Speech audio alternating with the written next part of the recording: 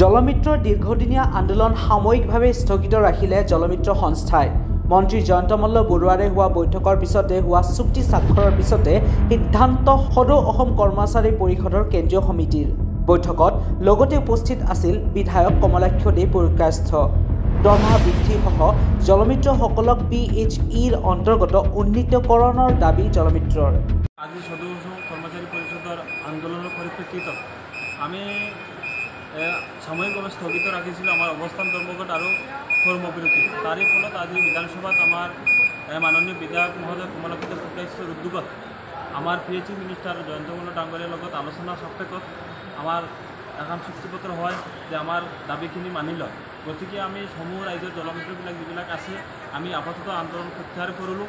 আমাৰ আস্থা বিশ্বাস আমাৰ এই মুখ্যমন্ত্ৰী ডাঙৰীয়া আৰু আমাৰ মন্ত্ৰী ডাঙৰীয়াৰ ওপৰত আস্থা বিশ্বাস আছে, তেওঁলোকে আমাৰ ডিমাণ্ডখিনি ফুলফিল কৰিব। আৰু আগন্তুক 10 তাৰিখৰ ভিতৰত যদি ফুলফিল নকৰে তেতিয়াহ'লে আমি বাধ্য হ'ম কিবা আন্দোলন আকৌ লোৱাৰ কাৰণে।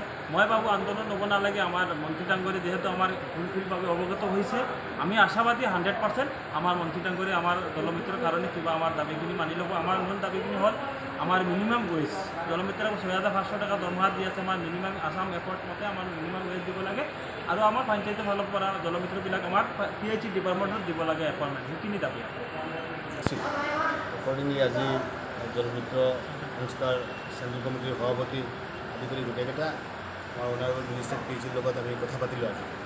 একৰ্ডিংলি আমি দেখা পালোঁ our minister is very much concerned regarding this. এই ক্ষেত্ৰত তেওঁ কনচাৰ্ণ হয়, তেওঁ এইটো লৈ অধ্যয়ন কৰি আছে আৰু ইতিমধ্যে ভাল আশ্বস্ত কৰিলোঁ যে কেনেকুৱা কি কৰা যায়, কেনেকুৱা কৰিলে ভাল হ'ব। আমাৰ পৰা ছাজেশ্যন ল'লে, তেওঁ বহুতখিনি কথা শ্বেয়াৰ কৰিলে। তো এই কথাখিনিৰ ওপৰত আমি আশ্বস্ত হ'লোঁ আৰু মেইনলি ময়ো আছিলোঁ তাতে। আৰু মই ভাবোঁ সিহঁতে আশ্বস্ত হৈছে, সাময়িকভাৱে আমাৰ যিটো আন্দোলন আছিলে আন্দোলনটো প্ৰত্যাহাৰ কৰা হৈছে।